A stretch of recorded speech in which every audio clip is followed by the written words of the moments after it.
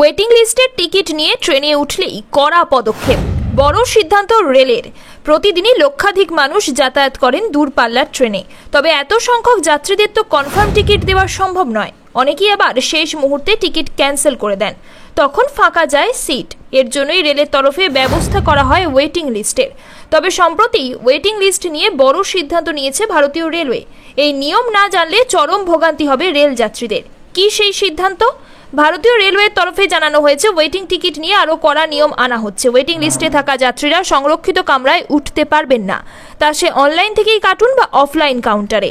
রেলের তরফে সাফ জানানো হয়েছে, যদি কোনো যাত্রী ওয়েটিং টিকিট নিয়ে যাত্রা করতে গিয়ে ধরা পড়েন, তাদের জরিমানা করা হবে এবং পরবর্তী স্টেশনে নামিয়ে দেওয়া হবে।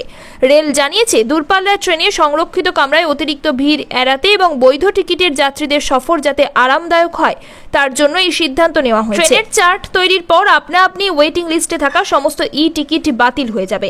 নির্দিষ্ট ফি কেটে নিয়ে যাত্রীদের সেই টিকিটের দাম ফিরিয়ে দেওয়া হবে।